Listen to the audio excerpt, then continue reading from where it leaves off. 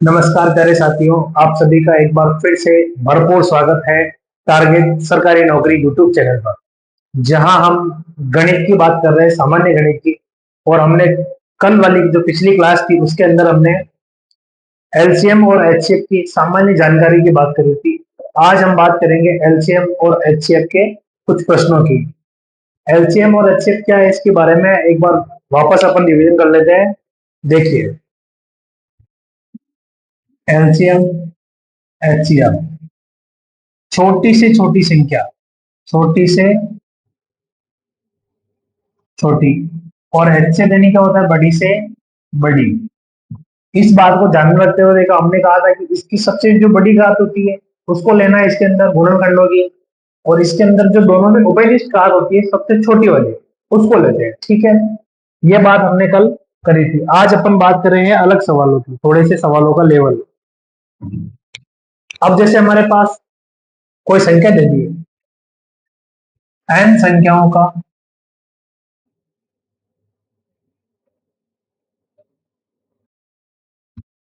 गुणनफल बराबर होता है उनके एचसीएफ और एलसीएम के। ये एक सवाल का एक प्रकार है जो अधिकतर बार हर एक एग्जाम में पूछा जाता है कि किन्हीं दो संख्याओं का गुणनफल यदि एक्स हो और उनका एचसीएफ और एलसीएम वाई हो तो संख्याएं क्या होगी। इस प्रकार के सवालों के लिए हम इसका उपयोग करते हैं। जैसे सवाल है कि दो संख्याओं का गुणनफल, दो संख्याएं, दो संख्याओं का एचसीएफ व एलसीएम क्रमशः कितना है। दो संख्याओं का एचसीएम और एलसीएम क्रमशः 6 और 50 40, 6 व 5040 है। यदि एक संख्या 210 है, यदि एक संख्या 210 है तो दूसरी संख्या क्या होगी। ये प्रश्न है, काफी सिंपल प्रश्न है। क्योंकि हमने ऊपर पढ़ा है कि एन संख्याओं गुणन को बराबर होता है एचसीएफ इंटू एलसीएम। यानी कि हमारे पास यदि 3 या 4 या 2 या कितनी भी संख्याएं हैं, उन सबका एलसीएम और एचसीएफ का गुणनफल क्या होगा, उन संख्याओं के गुणनफल के बराबर है। यदि दो संख्याएं दे रखी है, उनका एचसीएफ है 6 और उन दोनों संख्याओं का एचसीएफ है एलसीएम है 5040, उनमें से एक संख्या क्या है, 210 है। उनमें से एक संख्या क्या है, यदि एक संख्या 210 है तो दूसरी संख्या क्या होगी। दूसरी संख्या की बात करते हैं। देखो, दो संख्या, माना कि दूसरी संख्या क्या है, ए है, और पहली संख्या क्या है, 210 है। या फिर पहली संख्या है 210 है, दूसरी संख्या माना है कि एक्स है, क्या है, एक्स है। और हमारे पास दिया हुआ एचसीएफ इंटू एलसीएम, एचसीएफ का मान कितना है 6 और एलसीएम का मान कितना है 5040। ठीक है, इनको गुणा करेंगे, इनके गुणा करके बराबर आना चाहिए। देखो, अब ये गुणा में है, ये भाग, ये भी गुणा में है, ये भी गुणा में। इस x का मान निकालना है तो क्या करेंगे अपन, इस 6 को 5040 के और ये 210 गुणा में, तो किस में जाएंगे, भाग में। किस में जाएंगे, भाग में। ठीक है, 0 से 0 कैंसिल, 3 एकम 3, 3 दूनी 6 और 3 7 का 21, 7 बार कट गया। 7 एकम 7, 7 7 49, कितना बच गया, 1, 7 दूनी 14, तो 2 दूनी 4 और 7 दूनी 14। यदि एक संख्या 210 है तो दूसरी संख्या क्या होगी, 144। समझ में आया। देखो, हमने क्या किया, हमने पढ़ा है कि एन संख्याओं गुणनफल बराबर होता है उनके एचसीएफ और एलसीएम के। एन संख्याओं गुणनफल किसके बराबर होता है, उनके एचसीएफ और एलसीएम के।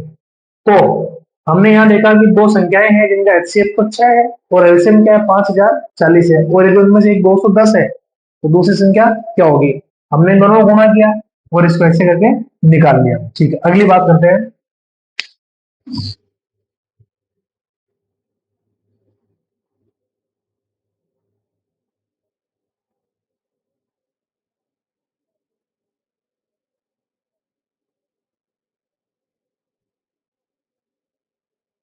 देखिए, एक चीज और है कि किन्हीं भी दो संख्याओं का एलसीएम, किन्हीं भी दो संख्याओं का एलसीएम उस उन संख्याओं के या किन्हीं भी दो संख्याओं का एलसीएम उन संख्याओं के एलसीएम की या तो बराबर होगा या छोटा होगा। यानी कि किन्हीं भी दो संख्याओं का एचसीएफ उनके एलसीएम से बड़ा नहीं हो सकता है। एचसीएफ हमेशा छोटा रहेगा या एलसीएम के बराबर रहेगा, या तो बराबर या फिर छोटा। ठीक है, अब बात करते हैं अगले लेवल के सवाल की, जिसमें और एक ये है कि ऋणात्मक संख्याओं का एचसीएफ भी नहीं होगा। एलसीएम एचसीएफ ऋणात्मक संख्याओं में परिभाषित नहीं है। ठीक है, एक सवाल जो बेसिक आजकल पूछने लग गया वो है भिन्नों के एलसीएम व एचसीएफ। भिन्नों के एलसीएम व एचसीएफ, यदि यदि हमें भिन्नों का एलसीएम निकालना है, एलसीएम ज्ञात करना है, तो देखो भिन्न के दो अंश, दो भाग होते हैं, अंश व हर। ठीक है, यदि हमें एलसीएम ज्ञात करना है तो हम क्या लिखेंगे, भिन्नों का एलसीएम बराबर होगा अंश, अंशों का एलसीएम या फिर अंश का एलसीएम अपॉन में हरों का एचसीएम। यहाँ पे निकाल रहे हैं पर यूज दोनों आ रहे हैं, निकाल रहे क्या है, एचसीएम पर यूज दोनों आ रहे हैं। दूसरा देखिए, यदि हमें भिन्नों का एचसीएफ ज्ञात करना है, क्या ज्ञात करना है, भिन्नों का एचसीएफ ज्ञात करना है, तो क्या आएगा, अंशों का एचसीएफ अपॉन में हरों का एलसीएम। ठीक है, सवाल, एक सवाल से समझते हैं कि ये क्या ऐसा क्यों हो रहा है। ठीक है, एक सवाल है अपने पास कि एलसीएम ज्ञात करना है, 1/2, 2/5, 2/5, 4/7 और 6/17, इनका क्या ज्ञात करना है, एलसीएम ज्ञात करना है। देखो 2, 5, 5, 17, ये तो क्या है, हर है, और ये ऊपर वाली संख्या क्या है, एलसीएम, सॉरी अंश है। इन सबका निकालते हैं, 1, 2, 4 और 6, ऐसे निकाल देंगे। दो का भाग जाएगा, ये तो एक है, एक है, दो एकम दो, दो दूनी चार, दो तिया छह, वापस दो का जाएगा, एक एक एक और तीन। अब इनमें तीन का जा रहा है तो क्या करेंगे, दो को दो से गुणा किया चार, और चार को तीन से किया, कितना गया, 12। अंशों का एलसीएम कितना आ गया, 12। अब यहाँ पे देखो एचसीएफ निकालना है किसका, 2, 5, 5, 17, इनमें से किसी भी एक संख्या में या इनमें से सभी में किसी का भी एक का भाग नहीं जा रहा है। इन सभी संख्याओं में से एक का भाग किसी का नहीं है, किसी में नहीं जा रहा, तो इसका आंसर क्या रहेगा, एक। मतलब इनका एलसीएम क्या रहेगा अपने पास, 12। ठीक है, यदि इन्हीं का हमें एचसीएफ ज्ञात करना हो, यदि इन्हीं का हमें एचसीएफ ज्ञात करना हो तो क्या आएगा, देखो एचसीएफ बराबर ऊपर वाले यानी कि अंशों का क्या निकालना है, एचसीएफ। एचसीएफ मतलब जिनमें सभी का भाग चला जाए, तो ऐसी संख्या केवल अपने पास कितनी है, एक है। कितनी है, एक। अब बची ये वाली संख्या, दो हर बचे, हर और क्या निकालना है हमें, एलसीएम। 2, 5, 5 और 7, देखो किसी का भाग नहीं जा रहा है सिवाय 5 का, तो देखो दो, एक एक और 7, गुणा किया, 5 दूनी 10, 10 आते हैं 70, तो एचसीएफ कितना आ गया, 1/70, और एलसीएम कितना आ गया, 12। इन वाली भिन्नों का एलसीएम कितना आया है, 12, और एचसीएफ कितना आया, 1/70। कुछ भी नहीं है, यदि आप एक बार सवाल को सही ढंग से पढ़ोगे तो आपको यदि एलसीएम ज्ञात करना है, किसी भी संख्या का एलसीएम ज्ञात करना है, तो सबसे पहले भिन्नों का एलसीएम ज्ञात करना है, तो अंशों क्या निकालोगे आप, एलसीएम, अपॉन में यानी कि बटेवा में क्या निकालोगे, भिन्नों का एचसीएफ। उसके बाद क्या करना है आपको, यदि आपको एचसीएफ ज्ञात करना है, भिन्नों का एचसीएफ ज्ञात करना है, तो सबसे पहले अंशों का एचसीएफ अपॉन में हरों का एलसीएम, ये चीज ध्यान में रखनी है बस। ये सूत्र है कि यदि हमें भिन्नों का एलसीएम ज्ञात करना, सूत्र क्या होगा, अंशों का एलसीएम बटा हरों का एचसीएफ, और भिन्नों का एचसीएफ ज्ञात करना, अंशों का एचसीएफ अपॉन हरों का एलसीएम। अगले सवालों की तरफ चलते हैं, जिसमें वो क्या कहता है,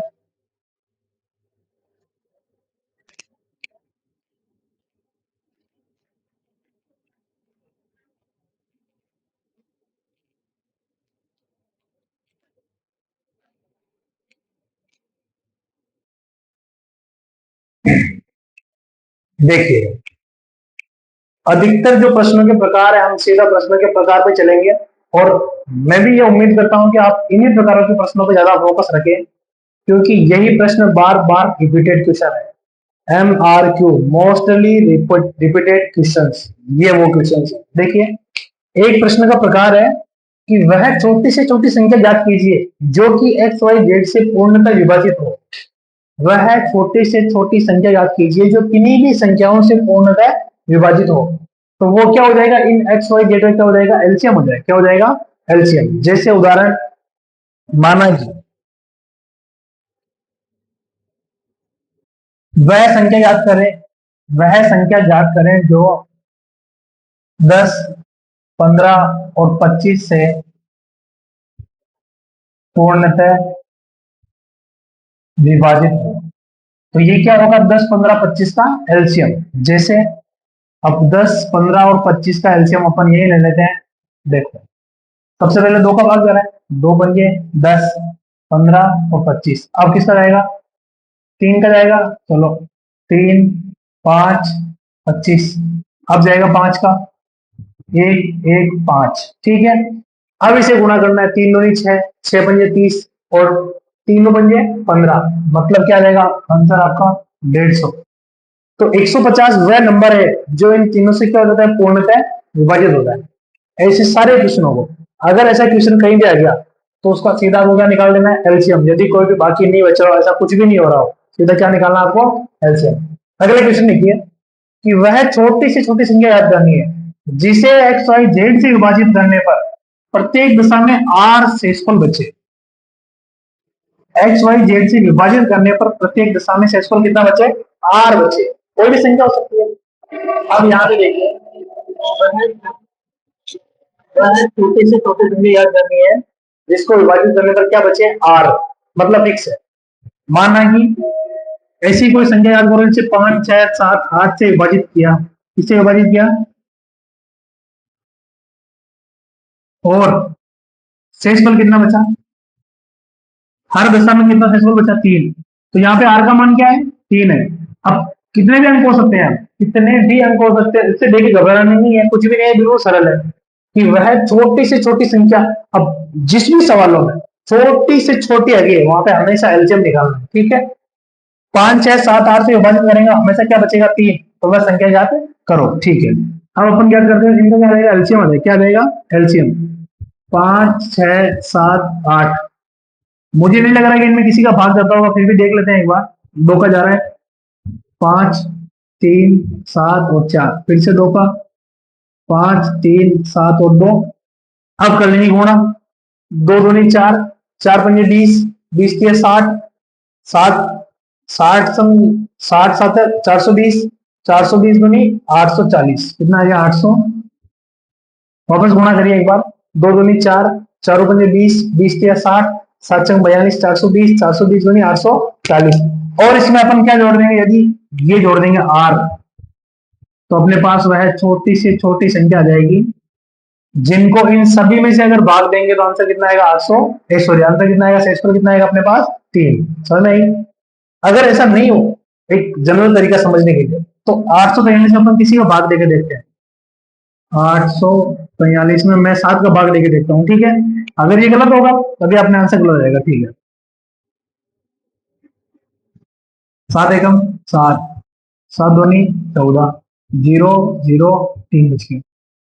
बचा भाग दूर की 0 लग गई यहाँ पे ऊपर, और 3 शेषफल बच गया। ठीक है, अब मैं भाग देने जा रहा हूँ 6 का। किसका दे रहा हूँ, 6 का।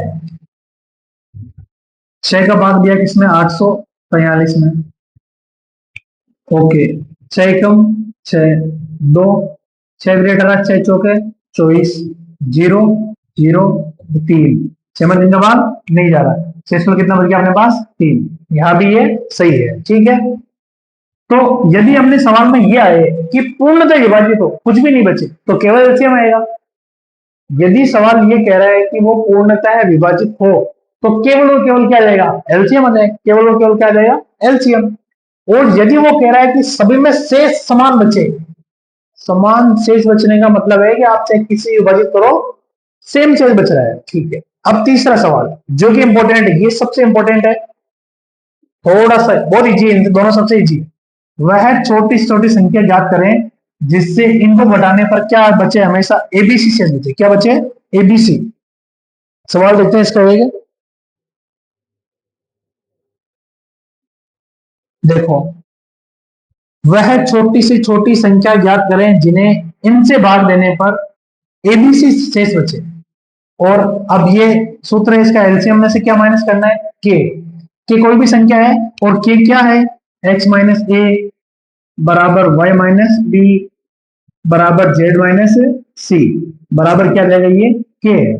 अब देखो सवाल है कि 4 5 8 9 से विभाजित करने पर 3 4 7 8, 4 5 8 9 से विभाजित करने पर, 9 से विभाजित करने पर, 4 5 8 9 से विभाजित करने पर 3 4 7 8 शेष बचे। विभाजित करने पर 3 4 7 8 क्या बचे? शेष। अब देखना, एक्स वाई जेड का तो एलसीएम लेना ही है, मतलब 4 5 8 9 का एलसीएम तो लेना ही है। फिर उसमें से माइनस क्या करना है? देखो 4 में 3 आएगा, एक्स ये रहा 4, ए ये रहा 3, तो कितना बचा? 1। 5 में से 4 कितना बचेगा? 1। 8 में से 7 गया तो 1, 9 में से 8 गया तो 1। मतलब इस ए का, इस के का मान भी चली जाए क्या आ रहा है? समान आ रहा है। पर फिर भी इस तरीके से नहीं कर सकते, इसमें घटाएंगे। कैसे घटाएंगे? 4 5 8 9 का क्या निकालना है हमें? एलसीएम। क्या निकालना है? एलसीएम। 2 दूनी 4, 2 चौके 8 9, वापस 2 एकम 2, 5 2 9, गुणा कर लो। 2 दूनी 4, 4 पंजे 20, 20 20 दूनी 40 और 9 चौके 36, 360। अब क्या माइनस करना है? इनमें से के, और के क्या होता है? एक्स में से ए को घटाएंगे, वाई में से बी को घटाएंगे और जेड में से सी को घटाएंगे, तो क्या बन जाएगा अपने पास? 8। यानी ए को माइनस करें कितना आएगा? 359। ये सवाल सबसे इंपॉर्टेंट सवाल है। ये भी सरल ही है, घबराने जैसी कोई बात नहीं है। पर कब कब कौन सा सवाल अप्लाई करना है आपको ये ध्यान होना चाहिए। देखो, यदि पूर्णतः विभाजित हो रहा हो तो केवल एलसीएम, यदि शेषफल सेम बच रहा हो उस शेषफल को उसमें जोड़ दो। यदि शेषफल सेम बच रहा हो, शेषफल सेम बच रहा है, सभी का सेम एक ही है, सभी का एक ही है, तो इस शेषफल को आप किसमें जोड़ दो? एलसीएम में। और यदि उनका सबका अलग अलग कुछ बच रहा है, यानी कि 7 में से 4 गए तो 2, ये अलग अलग संख्या हो सकती है, ये संख्या अलग अलग हो सकती है, पर के का मान क्या आएगा? समान। के का मान क्या आएगा? समान। इसीलिए अपन एलसीएम में से क्या माइनस कर देंगे? के को। क्या माइनस कर देंगे? के को, और अपना उत्तर आ जाएगा।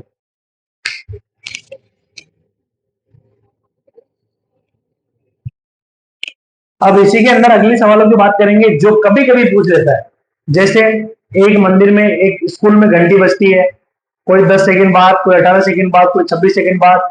यदि उन्होंने ऐसे इतने बज के इतने मिनट पे शुरू किया, जैसे मान लो स्कूल की घंटी वाला सवाल हो गया या रेस वाला सवाल हो गया, वो सब।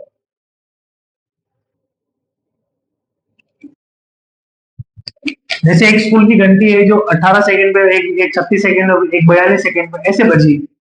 यदि वो सुबह 8 बजे एक साथ बजी थी, 8 बजे, तो अगली बार कितने बजे एक साथ बजेगी? सेकंड का है ना, सेकंड का। तो क्या करना है? इनका एलसीएम निकालना है।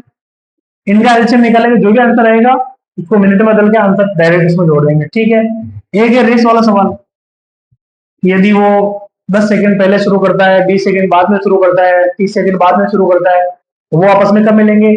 घड़ी वाला सवाल हो इस प्रकार का और रेस वाला सवाल हो, उनमें केवल और केवल एलसीएम निकालना। क्या निकालना? केवल और केवल एलसीएम। ठीक है। विश्वास करता हूं कि आपको आज के प्रश्न अच्छे लगे होंगे, प्रश्नों के प्रकार अच्छे लगे होंगे।